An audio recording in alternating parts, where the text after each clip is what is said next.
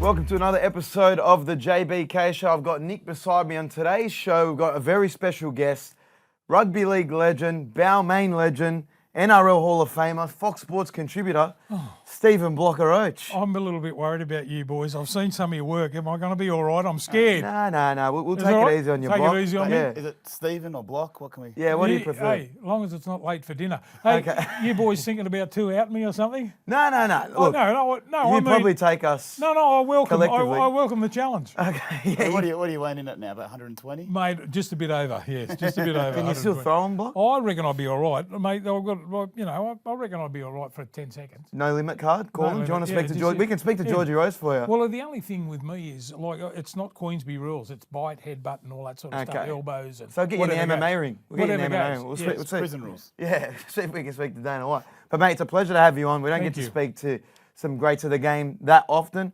Definitely paved the way for a lot of NRL stars of today. But I want to talk about your backstory. Okay, so you grew up in the great area of Wollongong, the Underrated. Gong. Talk us through growing up there and how you made your way to Sydney and to the Balmain Tigers. Growing up was unreal in the Gong because we used to fight the surfies every weekend. How good was that? Like we were out in the west. I come from western suburbs in Wollongong, the Red Devils. They used to call us the Red Scum. Okay. And we just played footy with a lot of guys. I think 4 or 5 guys out of my side ended up playing in the NRL or back then the Australian Rugby League. And just got the opportunity one day. A bloke named Noel Yeomans was a great mate with Keith Barnes. He coached him back in the day when he played in Wollongong and said, mate, I've got this young bloke, want to have a look at him, come down. Anyway, Keith knocked on my door one day with Noel and said, mate, you want to go to Sydney? I said, mate, let's go. Mate, that's what I've always dreamed of. Because when I was growing up, mate, Arthur Beetson and Bob Fulton and Graham Langlands, I loved all those guys, Bobby McCarthy, the great John Sattler, God rest his soul. You know, we used to play knees footy in the hallway. And the great thing about the game now is before there was one game, match of the day, the ABC match of the day, where you saw all your heroes, you know. So, mate, always wanted to play footy. When I was a kid, you played footy and cricket. That was it. There was nothing more. You played cricket in the summer and league in the winter, and just got an opportunity and thought, the big thing about going from Wollongong back up into Sydney, I started off playing Jersey flag and all that was. You were sort of a big shot down in Wollongong and thought you could play and all that sort of stuff. Once you come to the big boys, you realise, Small fish in a big pond. No, it is, it's a reality check. And mate, I was everything that happened to me on the way was done for a reason, I reckon. Gary Jack and I, Gary played his first full year in first grade for the Western Suburbs Magpies, and because of Keith Barnes, and we played all our juniors together. Because of Keith, he come back to the Tigers the next year, mate. We lived in a hostel, honestly. But honestly, when you think about it, we used to get up every morning and get in a line, and people would pick us out to go to work. And if you missed out, you didn't get a day's work.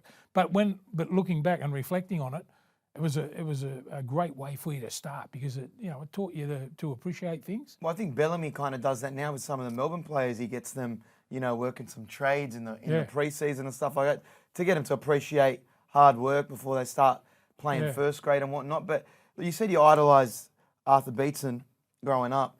Did you model how you played? Because you did look, as much as you were an enforcer, you had that offload, you had those ball skills like Artie. Mate, I don't know. Monkey see, monkey do, I think, because, mate, I used to watch him all the time. And, all the young kids that are playing football now, even a lot of the first graders wouldn't have seen Arthur play. In my way of thinking, the style and the way that he played footy, I think he's the greatest forward I've ever seen, in the way that I think. But the greatest thing to ever happen to me in footy is, and I've said it before, is, I know Ron Cooten, Bob McCarthy, I knew Graham Langlands. I played under Bobby Fulton. They were my heroes. And if you can imagine that, imagine you blokes meeting your heroes. It's a good thing, and I reckon it's one of the greatest things that happened to me in footy. It is. We got to meet Hazem El Masri recently. Yeah. But Lebanese hero. Never missed. being from Wollongong, were you considered a country boy or a city boy? Because I think you played for both. I did. I played country under 18s when I was 17. Bring it back. And then mate, please. Every person in the bush, their whole lives, if they played footy, was to play for country. I even remember back in 1975 was the first time that country beat City, and in that side was Mick Cronin. There you go. So they had guys that were destined to play in the big time. Got to bring it back because blokes dream about playing. Playing against the city slickers. Well, a lot of people go, you never get the Origin players playing in the city country game, but you always get the ones that are, at least in the last, when we grew up watching it, was the fringe players that are on the verge of making the Origin team play in that game and could get picked. It was always that tryout for Origin, or for the New South Wales team. I don't really go along with the adage that we play too many games. Mate, that's what I do. If someone's giving me 800,000 a year, I'll play on the road. Do you know what I mean? No, honestly, mate, I don't really get about but it's the club's kicking up a stink saying because they miss all these guys through Origin but mate, the Origin generates the bulk of the money that pays the clubs to run the club. So mate, you can't not have Origin. More player welfare now. They're just worried about the head knocks. Yeah, but I think the players love getting 90,000+ a year from playing 3 games of Origin. Yeah. Do you pay tax on that? No, I don't know. I go back. Funnily enough, to the first time I ever played Origin, mate. I played a series. Mate, I was that rap. It wouldn't have mattered if I got paid or not. I've still got the butt at home of the payment for the series was $1,500 for the whole series. What's that adjusted for inflation? Yeah, I reckon I got $1,500 worth of stitches in me melon. Because when we were playing, like it was like a fight for the first 30 minutes and a game of footy broke out. Yeah, I recall you famously saying, my first Origin game, I got paid $17 and got 17 stitches. Yeah, that's right. Right? So do you look at that now and go, the players of today have it much easier than you had? Because I mean, back in the day, first graders, they had to work a job as well as playing first grade. Or do you think it was easier to make it in first grade back then and it's harder to kind of crack first grade now with how much money's involved? I don't know. It is what it is, I'm that happy. They should be able to earn as much as they want. Have you seen how hard the game is now? Too fast. Mate, fast, Physical. strong. I was only talking about it the other day. They were talking about like the drop tackles and all that sort of hip drops and all that. Mate, blokes are that strong. How often now, in the last year, how often have you seen now a one-on-one tackle? Mate, they're that strong. Mate, people don't understand how strong these blokes are. Sometimes there's 3 in the tackle, they can't put them on the ground. And the other thing too is if you get a one-on-one tackle, the bloke who's been tackled is up before. If he lands on his front, he's up before the bloke that's tackled him anyway. What are your thoughts on the hip drop stuff? You think the game's gone soft and they're cracking down too much? I don't think it's soft, but a lot of these things. So what are we doing? We're penalising. We're penalising accidents. Yeah. Like, come on, man. Mate, I'll give you an example. Ezra Mann the other day, mate, a big forward broke through. He grabs onto him, loses his legs just to try and get him on the ground. That's not a hip drop.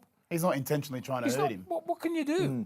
But if you twist around and you twist them in the tackle and you land on the back of their legs deliberately, well, mate, send them off. And even the penalty for that is a sin bin. Like a sin bin in today's game is massive. A player to come off the field for an accident is very harsh, and it's hard for clubs to come back from in a game. But I reckon it's hard for fans too. Like at the end of the day, I'm a fan. So at the end of the day, I'm watching. It's the same as the 6 agains now on blokes' goal lines. Like I did a game the other day in Newcastle. So Newcastle get 4 penalties in a row off their own line, right, in the first half. And then they get 4 restarts on the goal line. What do you reckon the score was at half time? 16-6, they're winning. See, it's... They're influencing the game too. Yeah. Well, I don't know. It's not. I'm not saying it's deliberate, but I'm saying that you can't keep giving these repeat sets. And I'm sitting there again, as I say, as a fan. I'm going, what's that for? What's the solution for it though? Like referees keep it in their pockets, or less intervention from the bunkers. Like I think the referee, they're all mic'd up anyway, have got to tell us what it's for. Well, even instead of just waving. Instead of waving it around, I'm going, mate, what's that for? Yeah. Even then though. The weekend, Victor Radley getting sin bin for what was a headbutt. What are your thoughts on that? Well, poor old he's a victim of his own aggression now. Yeah. I love the way he plays. Please don't change Victor. But I can see him playing now, and I can see him not going in as hard as he was because he's thinking, but he's a kamikaze. He's like David Gillespie and all those sort of guys of years gone by. He don't mean to he don't mean to hit you high or anything. No. But He's not even doing it deliberately. With the benefit of the bunker video refs, they had time to look at it and still binned him. Yeah. That's got to be one of the dumbest things ever. What, worst call ever? Well, that's what he said. Well, it's a terrible call. And you know what? He'll probably be in trouble for saying after the game, that was a shit call. Yeah. But I'm sitting at home going, you know what? You're right. That was a shit call. No, well, if you tell the truth, how are you going to get in trouble? Or if you believe what you say, how are you going to get in trouble? There's players like that show aggression on the field, and that might call it a lack of discipline or whatnot, but it probably could have slotted back into your days of playing, where you had your enforcers, your Sirenans, you know what I mean? But you don't really see too much of that nowadays because players are constantly getting penalised, or the biff's gone out of the game, a bit of the aggression gone. But talking about your era, the Balmain Tigers played 186 games for the Balmain Tigers. One club player as well. Yeah. What was it like being in that era of the Balmain Tigers? Oh, you know what? It makes it a lot easier when you're playing with blokes like that. We have 5 internationals in our pack. Do you know what I mean? Like you talk about. I look at players now, and I look at blokes that are really doing it tough and playing really well in a pack that hasn't got blokes around them. That's why I admire Big Ciro as my great mate. I admire him so much because, Benny retired, I retired, Junior retired, Bruce Maguire. Don't worry about tough man, Bruce Maguire. Another bloke from Nowra, just down south. Bruce Maguire, we all retired, and Ciro carried on for another 100 games, you know what I mean, on his own. And no disrespect to the pack that he was playing with. All of a sudden, he hasn't got all of us blokes around with him. He's got to do it on his own, It's a lot easier game when you've got blokes that you're playing with that can play. You know what I mean? And got your back. So even to this day now, Junior, our captain, like we still go. Like if we get into trouble now, I don't get in much trouble now. But if I did, I call up Wayne and talk to him about life and what's happening in our lives, and what we should do here or there. And mate, that was the bond that we built between all those guys. Between Sirinen, Roach, Pearce, and Benny Elias, greatest forward pack of all time. No. I don't think so. The greatest pack of all time, in my opinion, was the Brisbane Broncos pack when they had Tallis and bloody Lazarus and Webke and Sivanasiva and Carroll. And mate, to me, as a fan watching the game, that was the greatest pack of all time. If you guys went head to head, you wouldn't back yourselves to get out on top. Oh well, mate, you'd have to back yourself. But to me, those guys were probably the best pack that I've seen. And then looking back on it now, I mean, you get to work with a lot of these guys now. Gordon. Yeah. Do you ever reminisce in the green rooms over some times that you had on the field together? No. You know what? I will say about Gordy. I think that Gordon Tallis would have made it in any era. He would be in any Australian side that I've ever seen. So that's how high I hold him. But he's got this unbelievable humbleness about him and respect for elders. Like how they love Mal Meninga and Arthur Beetson and all that sort of stuff. It's great. We don't really see that a lot in blokes in New South Wales. These guys really idolise the blokes that dug the well, and Gordy's a good fellow. I got a great story for you one day when we're talking about stuff that we're not allowed to put on air. But we got into a stink one day in Melbourne, and it was me and Gordy against a few other blokes, and I backed him up because he was one out. So, but he loves that story. There you go. Well, I think Paul Kent mentioned that one time. He said when you even put that in the lens of state of origin, he came out and said state of origin means more to Queenslanders than it does to New South Welshmen, particularly in this day and age. What did you have to say about that? I can understand why they say that because you blokes have been up to Suncorp Stadium. Yeah. I had Game 3 there last year. Lang Park, it's unbelievable. Yeah, it is. Great atmosphere. But every person loves it. And, they talk about their grandfathers and their fathers telling kids war-torn stories about origin. We're sort of like a little bit cool for that here. Do you know what I mean? We've got the beautiful harbour and we've too much going on. Well, yeah, too much other stuff. But you go to Queensland, mate, there's lawyers and solicitors and doctors and everything wearing their maroon jumpers to the ground. I'll tell you what I will say, about the Queenslanders. Last year I went up with Aristocrat to just take a party to the game and that, and we were sitting in the field and I thought, mate, as I'm walking to the ground, I'm going to get it here. But mate, they were sensational. They were really good. Yeah. I wore a blue shirt down in Caxton Street. I was getting berated. Oh, yeah. Just walking down there. I was filming some videos, obviously, but I actually love that. Yeah. Because you don't get that often, even at club level. So to see the statesmen going at it, I enjoy it. Well, we used to go on the bus past Caxton Street. The police have stopped it now. We used to get showered with 5,000 cans. I know, it was mad. Speaking of Origin, you've played Origin. Is there anything that matches that intensity, that atmosphere? Not that I've ever played in, but what I will say was, when we were kids, playing for Australia was the biggest thing. Playing against England in England, because we used to get up at 4 a.m, the old man and all that, and all of a sudden, Langlands and all them blokes would be playing against the Poms. These guys that are playing today wouldn't think like that. The pinnacle would be Origin now, but when I was a kid, the Origin. Kangaroos. Well, they're playing for the Kangaroos, mate. And playing at Wembley and watching all those grounds and all those English. Going over there and playing, and mate, we played at Wigan. Mate, we used to go and play in all the club teams. See, blokes don't know, they miss out on all that now. We'd go and play Witness and Warrington and Wigan and that. We played at Wigan. Mate, some of those crowds. Balmain, a bit of a fan favourite there. Some of those crowds were unbelievable. It's funny you mentioned Mal. He played at St Helens for a year, and St Helens had been going for 100 and something years or whatever it was. He made their team of the century From 1 year. From 1 year. So what happens is we'd pull into the grounds and we'd pull in with a bus, and I'll talk about the stadiums and that of today in a sec. So we'd pull in the ground, and mate, there'd be 5,000 people around the bus, and we'd just get off the bus and go into the sheds and get changed. But all the fans would see everyone getting off the bus. Anyway, 5,000 of them were singing "There's Only One Mal Meninga." Can you imagine the noise? Because he come back to play for Australia against St Helens, and mate, it was unbelievable. But even now, like I love going out to the country when the NRL plays out in the country now, and the teams go out there, because the people can actually see the players. You get off the bus, you walk through the car park, or whatever. You go on the big stadiums now, and I love the big stadiums, of course. But you drive down underneath, and you get off the bus and go, mate, everyone. Yeah, but mate, people want to see you. That's why Leichhardt was so good. You could reach out and touch the players. Yeah, that's a big thing nowadays.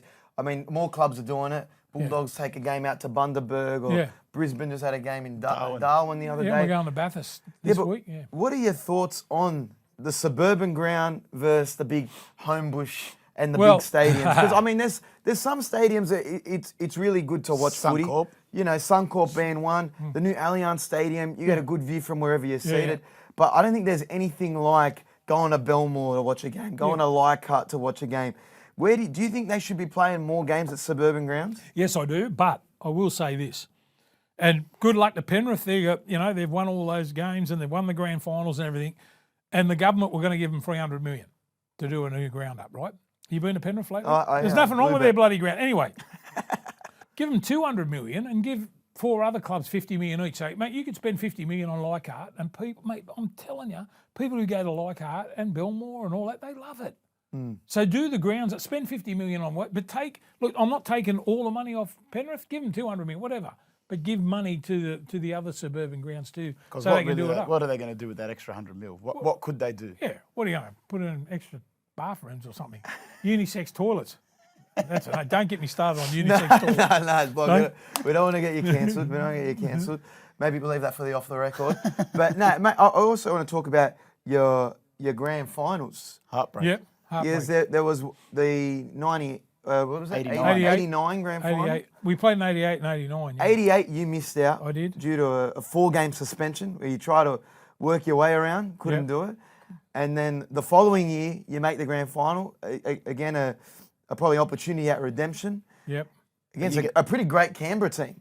Up at half time, and then you get taken off. Yeah, 12-2, we win at half time. We kicked the goal in the second half. I've only watched it till half time now. Oh, really? But that Canberra side, look, can I just go through that Canberra side? That day, there was 26 rep players on the field. Either played for Australia or New South Wales or Queensland or the Kiwis or England. So, there was a lot of great players on the field that day. At the time, did you know that this team was going to be looked back at like one of the greats? The Canberra side, oh yeah, mate, look at Clyde, Lazarus, Walters. I mean, it'd be remiss of me to miss any of them out. Stewart, Daly, Meninga, Chicka Ferguson, he scored with 36 seconds to go. My mate Kerry Hemsley was up getting, the big magnum of champagne? He was ready up to spray it. Mate, he was getting ready to spray it, mate. I know you've probably spoken about it, but taking you and Ciro off in that final. Mate, you know what? I was filthy at the time for a decade. But you know what? It's a coach's decision, mate. What do you say? Mate, everyone, like, I'll tell you something real true. Like, I don't really have to talk about it because everyone else does. Yeah. You know, they all go, oh, mate, if they left them on, they'd have would have won and all that sort of woulda, coulda, shoulda. Well, it's just like your know two what I mean? best players. Has Ciro ever spoken about it? I've never really seen him applying on it. He has, yeah. He's spoken. Mate, he'd be dirty. But, mate, Warren Ryan, don't get me wrong, mate. He was the greatest coach I've ever been coached by. Didn't have a great way with men, but he's very ruthless and straight to the point. But as far as tactically, mate, I thought I knew a bit about the game until I got coached by him. He's a genius. Now, I want to talk about the opposition that you came up against, Yeah. and how you think they would have fared in today's game. Because you mentioned Gordon could have played in any era. Yeah. Who are the best props that you came up against that could have transcended time in rugby league? Well, mate, I was lucky enough to. I played against Dallas Donnelly and Craig Young and all that. A lot of people probably wouldn't remember those guys, mate. They were sensational players. My first 2 years in first grade was survivor. I wasn't playing the game. You know, Les Boyd and all those sort of guys. Rod Reddy, Ray Price, all those sort of guys. Blokes that I reckon with the proper training and the way they train now, if you were good then, you'd probably be able to slid into it now. Well, building on top of that, top of your head, who are your top 5 props of all time? Of all time? I don't mean to put you on the spot. Of all time? 1908 to 2023. Oh, mate, Arthur Beetson's number one. Mate, I loved John O'Neill and I loved Sattler. Glenn Lazarus, I got a good story about Glenn Lazarus. I think it's a good story. He got a bad cut in a midweek game in 1990 in the Kangaroos. Mate, he needed 30 stitch, 15 inside and 15 out. Anyway, that was on a Wednesday, and Bozo had picked him in the test side on the Saturday. So you imagine, mate, that would have hurt me. And because in those days we clashed heads with the Poms every scrum, you know. Anyway, Bozo, we'd lost the first test in Wembley. Bozo called me into the room. I was sort of like at the back end of my career and all that sort of stuff. And he said to me, mate, I'm thinking of putting Glenn Lazarus in. I said, mate, you got to. He's going to be one of the all-time greats.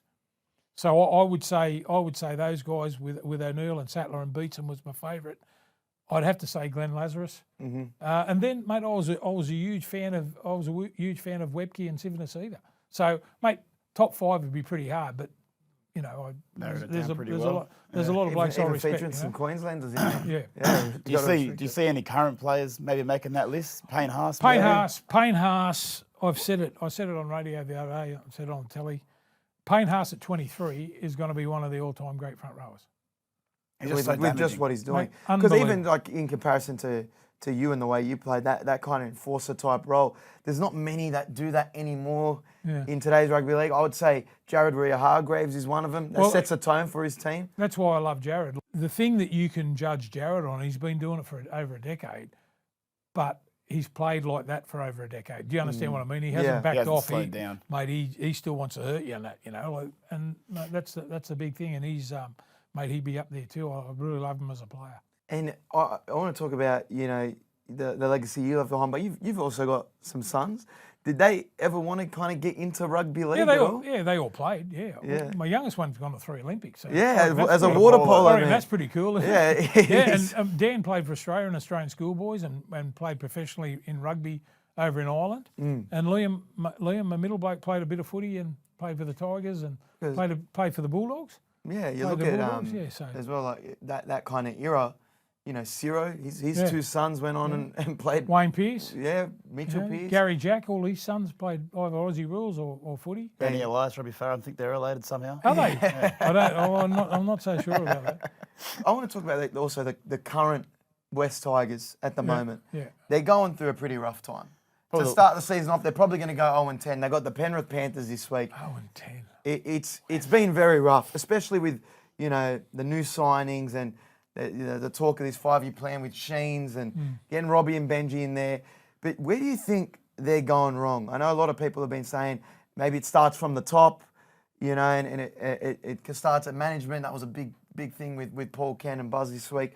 But where is it going wrong for them? Why have they consistently been a really underwhelming team in the NRL? If you have a look the way they've gone this season, the only time they've been flogged was against the Broncos. If you really have a look at it and sit down, but they've still lost all those games. I honestly think they've forgotten how to win. Like last week against Manly, you could see right near the end of the game they were in front. And remember they panicked. Yeah. Mate, halves, front rowers are put there to intimidate the opposition and try and get over the top of the opposition. Halves are put there to win. Mate, they are the blokes that seal the game. I think it's a confidence thing. I think that they're all not backing themselves and wondering why they can't win. And mate, the more that it happens, the more negativity will go into their heads and all that sort of stuff. I think that they, in my opinion, I think that they sort of spoke about too much in the off-season about all the stuff that was going to happen. Do you know what I mean? Set the bar too high, maybe. Yeah, gunner, mate. Gunner don't work. Yeah. You got to go out there and do it. And look, I think Robbie and I think Robbie and Benji are going to be good coaches, but they've never coached anyone. I think you got to serve. You have a look at all the blokes that have come through, and you serve your apprenticeship. I think that's what they're doing under Sheens at the moment, but. There's got to be time when they're, when you've got to, it's tough times. You've got to get down in the gutter and do it tough, and that's what they're doing at the moment. But, I don't know why they put those guys in, and I'm sure they're going to be good coaches down the track. But they never coached anyone. How do you all of a sudden? It's like, I don't know. It's like saying someone never played in the front row and go, mate, go and play Origin. Yeah, I agree. Good luck. Well, because you look at the Warriors, Webster's their coach now. Well, he's had time. They've all done their apprenticeship. Yeah. Mate, it's the same as getting your hair cut. You blokes are really stylish. Yeah, we try and get the fade, but you're right. We want a guy that can deliver a good fade. He's got a track record of a good fade. You don't go in and someone all of a sudden cut your hair. I know that's... Yeah, we've done it before. You don't want to get butchered. Yeah. No. Have a look at my melon. I agree. Well, we should get Blocker a fade. That'd be some good content. $7 camps a haircut. Do they nick your ears or anything? No, you'd be right. But no, I agree what you're saying with there, and especially with the revolving door of coaches now in the NRL. Yeah. But there's also revolving door of players going to different clubs and not showing as much loyalty as they did as once. So you were a one club player at the Tigers. Nowadays, you could sign a contract for 2 years in advance. I don't like that. Do you think that should be, the NRL should probably come in and intervene with that? Because like you got Jack White and now this year, there's been multiple players signing for years in advance over the last few years. Do you think that they've got to scrap that? Yeah, they have. What's that do for the fan? I'm always about the fan. Like I'm at the end of the day, I've said it before, I'm a fan. Like, mate, I want to see my blokes finish their contract. I don't want to get out of contracts or sign somewhere. Mate, I know Ricky Stewart's a great mate of mine, mate, and I know his personality. Like, how's he... Mate, you seen how much he's done for Jack Whiten over his career? How are they going to, How does he finish the season giving it his all? How are they going to? I'm sure he'll give his all, but the relationship's got to be strained now. It's easy to say, oh, mate, he's looking after himself and his family and all that sort of stuff. But deep down, how do you really feel? And, mate, Ricky would have been like a dad to Jack. And, I love Jack Whiten. I think he's a top player as well. I love him. I love him as a player. But I personally, but it's a business now, everyone says, I personally would have liked to see him play at Canberra.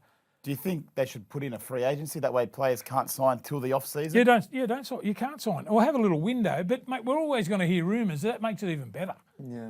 Mate, the rumours you can't sign until your contract's finished. The rumours are fine because nothing's official yet. And there's I time just to think, go back. as a player, if you're really focused on the game next week or giving it your all for your team, but you go have meetings with Wayne Bennett or I just think it's probably hard to juggle. But like at the end of the day, players probably, you're right, do have to take care of themselves and it's a business because as much as players can't be loyal to a club, but clubs aren't as loyal to players as nowadays. But that's going to be there when your contract finishes anyway. Then you can negotiate, do what you like in the off season. Go and have a cup of tea or whatever you like, or a coffee or whatever you want to do.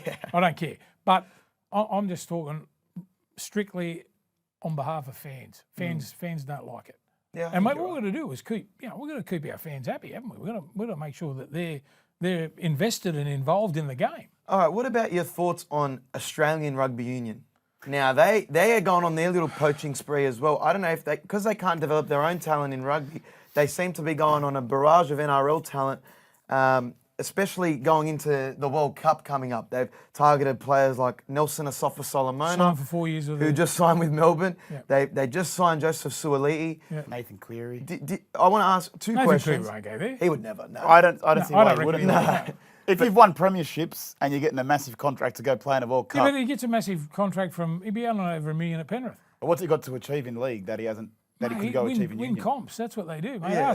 Ask Glenn Lazarus won 5 comp. He wanted to win 7. You know what I mean? Yeah, He's a competitor. But did they have?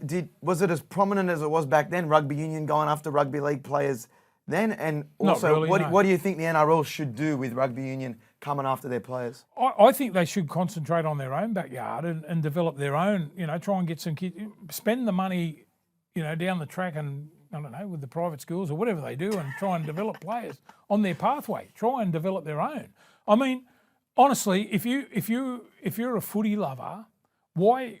And I watch and I follow Union. I don't mind Union, but mate, the games are they're miles different. apart. Yeah. Mate, you have a look at the product that the NRL is dishing up now. I reckon all the Union blokes would be going, you know what, mate, how good's the league going? I reckon they would. I don't think they can cut it. No, if they're fair income, they'd be No, going, you're mate, right. mate, that's good. But as far as, develop your own. And, mate, Eddie's been there to stir the pot a bit. Eddie Jones has been put in there He to loves stir. it. He loves well, mate, he's good at it. Yeah. But, mate, we shouldn't bite back at it neither. So, mate, we've got a production line. The great thing about our production line is, there's SG Ball, Jersey Flag, President's Cup. You know what I mean? So there's a pathway. I don't know whether the Rugby Union's got that sort of pathway. These guys are playing competitive, hard football against all the top clubs week in and week out. And all this bull crap about, play Rugby Union and travel the world. If I'm on $800,000, I can go where the bloody hell I want to. Can't I? I just get a bloody plane ticket. There was those Australian Rugby Union pundits that were like, oh, yeah, I want to play and see the world, not play in Penrith. It's just like, mate, we're getting Nathan Cleary's not saying no to 1.3 million and winning competitions, mate. That's right. You know what I mean? That's right. Travel to Europe in December. No, but it's great, mate. Their game's a world game, but yeah, good. But mate, if you looked at the athletes and the blokes who are playing our game compared to them, mate, I don't reckon a lot of them make it. I brought this point up as well, is that I haven't really seen many Australian rugby players come into rugby league and dominate how rugby league players have gone over there and won John Eales medals and whatnot. You look at the Falaus. I think Corabetti just won one as the best player in Australian rugby The only real forward I can think of was Ray Price. to make the crossover. In your As a forward, Yeah. in your prime though, Australian rugby approaches you. You don't consider going over No, I'm a leaguey, mate. through and through. Through and through. That's loyalty, I mate. wouldn't even, mate, it's a game we grew up with loving. As I said earlier, we played footy and cricket. That was it. Didn't play anything else. How were you at cricket? Mate, I was a beautiful leg spinner. There you go. Yeah, no. Get him on the I was all right. T20. I was a wicket keeper. Okay, and then you finish your playing career and you slowly make your way into the media. Yeah. It started on radio and then work your way into television. What do you prefer? Do you like showing the head on television? No, not really. Have a look at me melon. I hope they got no close-ups here. They're different. I liked. I learn off Ray Hadley and Andrew Moore how to call the footy, how to actually describe what you're seeing and all that. But you can't.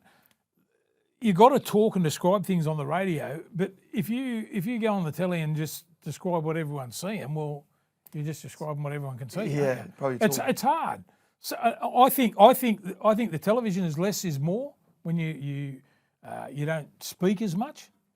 When you speak, you sort of you're excited, generally excited about the play and all that sort of stuff. But radio is a description. You got to. I reckon everyone who's coming in that wants to be like a co-commentator or a commentator in rugby league should do a few years in radio first. It's getting very dominated by ex-players now. Yeah. You got your Cooper Cronks in there, your Corey Ennis. Parkers, Michael Ennis. Do you see a place for non-athletes or not even non-players making their way into the media now? Because apart from journos, I feel like a lot of people's commentary gets dismissed because they haven't laced boots or they haven't played at that level, and it's kind of more authoritative coming from someone like you who's played the game, who's been in the trenches. Do you think it's harder to kind of crack into that space? Oh, I think it's almost impossible. But I'm always one for, if you're the best commentator, if you're the best at it, it's a bit like any job, isn't it? If you're good at it and you're the best at it, you know, there's avenues and way that you can go through and, you know, start off calling the President's Cup or so. I don't know. You know what I mean? Start off down, and if you're good, you'll it's a bit like playing. Well, make sure you put the good word in for us, because we think Fletch and Heine's getting a little bit stale there on Fox. So maybe we can probably replace their roles over there, mate. Block. The amount of money those guys want, they'll be able to retire. You're a big personality. Being on television and on radio, do you have to limit yourself sometimes and maybe restrict what you say? Yeah, Oh, have you ever caught yourself slipping? No, I did slip one day. I said the F word on Channel 9 commentary when Rab said, "Down to you, Bloggy boy, what do you think?" And I you said dropped the F-bomb. I dropped the F-bomb, but it was just, you know, the whole thing just froze. Well, so you said fuck, and then they just shit themselves. Yeah, there was like something, but it wasn't like, as in the word. It was like they better pull their fingers out. You know, it was like, it wasn't meaning the word that meant the word. You know, if you understand what I mean. Yeah, but it was just like dead silent. They're all going. You know. Well, I mean, you're almost a seasoned veteran now on commentary, and you're still doing it week in, week out with Fox now. Do you ever try and muck around with some of your co-hosts of the game or people on co-commentary? Put them off a little bit, muck around a little bit with them? Sometimes I try, the blokes who are really scripted, I won't mention any names, but I try and throw a little question out. Curveball at a little curveball at them. But, mate, they're all professional. Mate, the opportunity, like, mate, all the stats and everything that are thrown at you all the time now, before you do the commentary, is used. But me personally, I try and have a few things that I could talk about if something happened, or someone's amount of tries they scored, or the head-ups, or whatever it is, if it's relevant what I'm talking about. But I always try and watch the game, like try and comment on what's happening in the game. You know what I mean? And the other thing I learnt really early in doing the telly was when the commentators commentate and they're 40 metres out and they're on the attack, shut up. Shut up. I'd like to know, who's your favourite modern day caller? I mean, with Rab's gone, you know, it's kind of, Vossi's really come into his own a fair bit. Mate, Woz has been doing it for 25 years. Andrew Voss is sensational, mate. You know what? I reckon they're all pretty good. They're all pretty good. I think they put in a lot of homework. They do a lot of preparation. Matty Russell, to me, is the most underrated out of all of them. I've never seen a bloke that, he's so prepared when he does it. And he's got absolutely no ego. Just does any game, does what he's told. Well, mate, it's like us all. Well, I'm at that stage now. I've got this year and next year to go. If they say to me, mate, go and clean out the toilets at Fox, well, I'll go and do it. No, you know what I mean? Like you're at that stage where you're sort of like, mate, do that, or if you get put on the side, or whatever happens, you just do it. We touch on the softness of maybe this era compared to the 80s, but I'd like to ask you, 1980s to now, what do you think the main differences are? Oh, strength and speed. These guys, mate, see people in the street and that probably don't realise. I've seen them train. I've seen them do the wrestling and all that, mate. I'm telling you, it is brutal. These guys are that strong now, mate. They're like bodybuilders, but they can run. Do you understand what I mean? So, I think people underestimate how fit and strong these guys are. Yeah. And then you look at a bloke like Latrell Mitchell, right?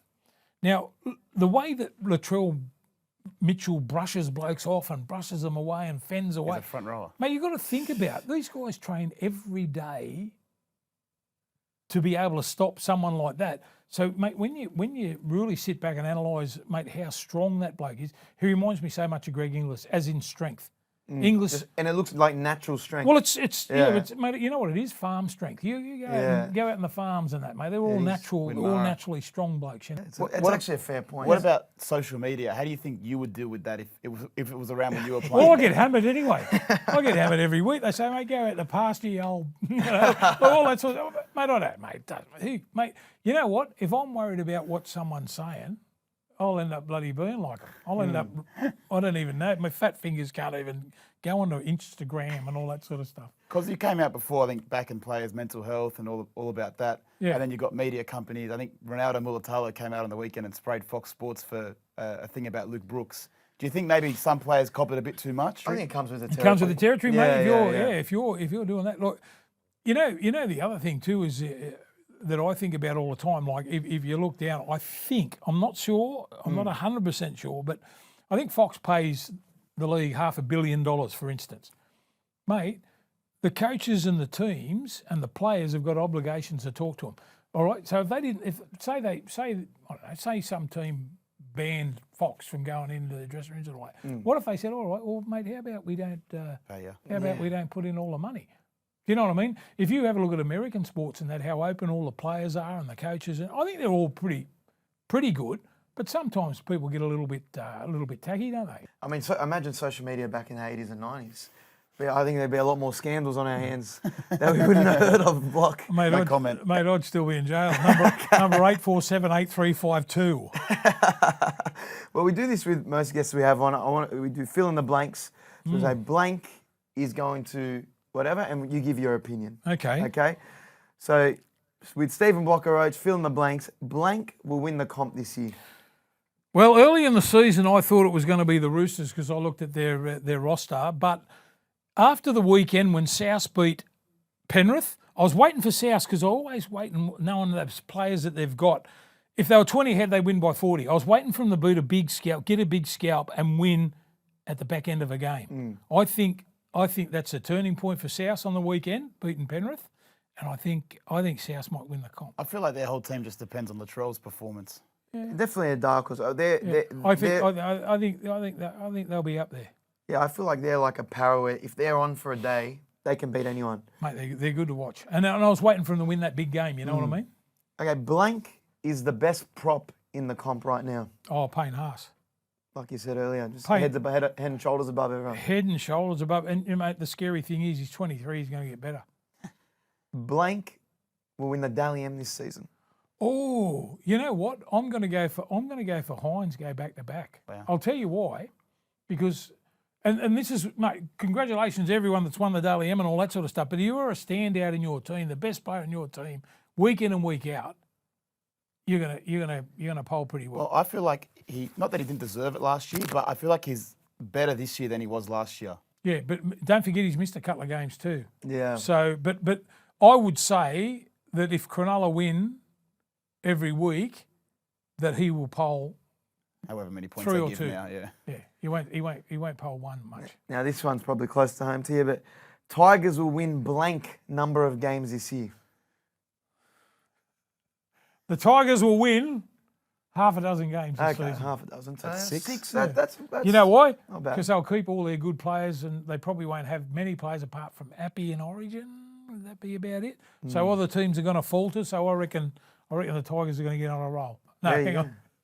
Fingers I crossed, can't if do you it can now. cross them. Yeah, yeah, that's awesome, Block. I might throw one in there.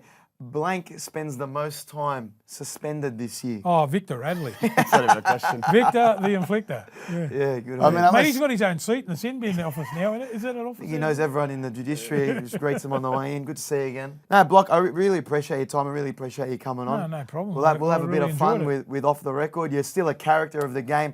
It's always great hearing you call as well. What are your future plans for 2023? I know you're contributing on Fox. You know, we love hearing you call the games. What else is happening outside of Rugby League? I'm bringing my own beer out called Block and Grapple. Another a beer. A beer. Here we go. Yeah. What's the? Is it like a lager? It's Is a it lager, yeah. okay. Just normally, there'd be no good me fruiting around with it, having a fruity beer. But the difference between our beer and everyone else's is that we're going to have like a slush fund. We're going to put it in there, 10% of the profits, and we're going to give it to the kids in different areas like to junior buy footy footy jumpers and Okay. whatever they want to buy with it. That's awesome. Block and Grapple. Block and Grapple. Yeah, you know what exactly. grapple is? I was going to call it Block and Tackle, but there was already a brewery named Tackle, Okay. so Grapple. You know, So like a headlock. Yeah. Yeah. And I think it's the cans. It's very state of origin-y. It is, and Balmain. Okay. Is that how you say it? Yeah, so no, I'm looking forward to that. It's one for the New South Welshmen. Yes. You know? Hopefully it's Can't wait. up around Origin and we can start giving it out. You know what? I like you, Blake. I might even bring you as a carton in. Yeah, so you can fight over the. We'll get it in the studio, mate.